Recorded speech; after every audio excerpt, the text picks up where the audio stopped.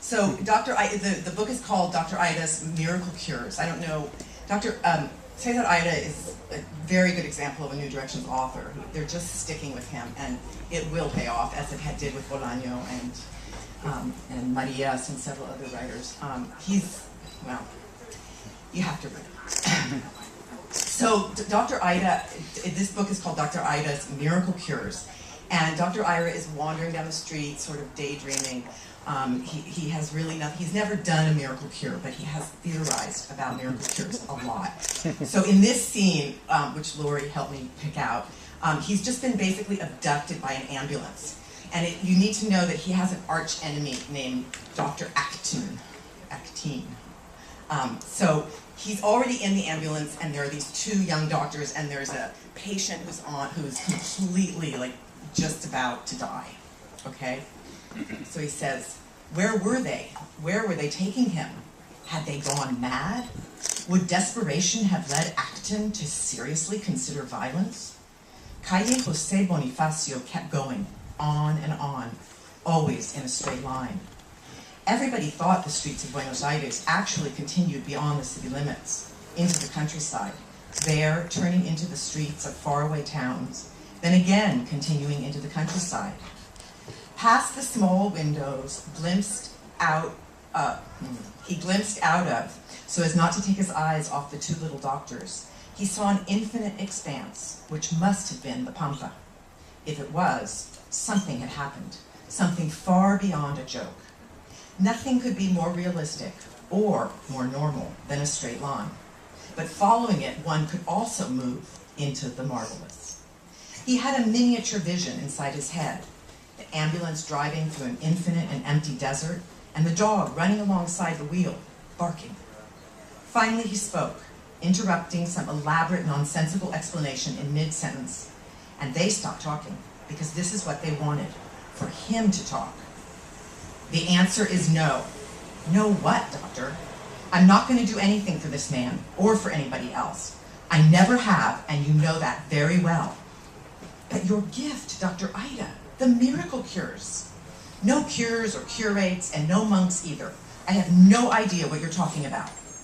What do you mean you have no idea? So why are you so famous? Why do all the lost causes beg for you? I don't know.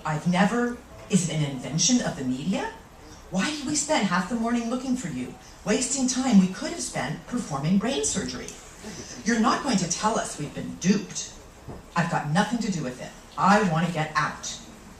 They suddenly changed tactics. The screens all turned red and began to emit blood-curdling beeps. Surely they had secretly pushed some button. They threw themselves over the stretcher, shouting, "A systemic failure! He's collapsing! There's nothing to be done!"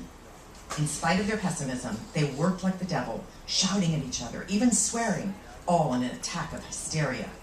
They applied electric paddles to the poor man, who was turning blue, seizing, writhing. The odor of strange chemical substances made it impossible to breathe.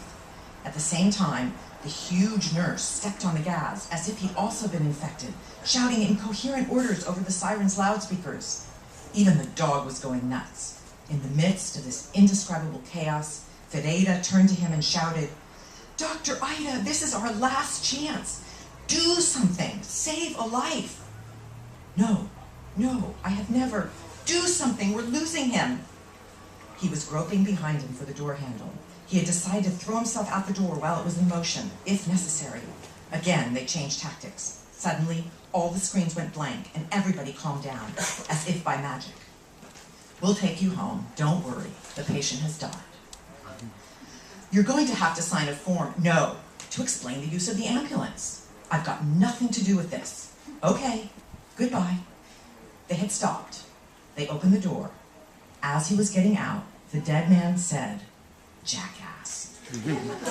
He could have sworn it was Acton's voice, which he'd only ever heard on television. He stepped onto the sidewalk and looked around.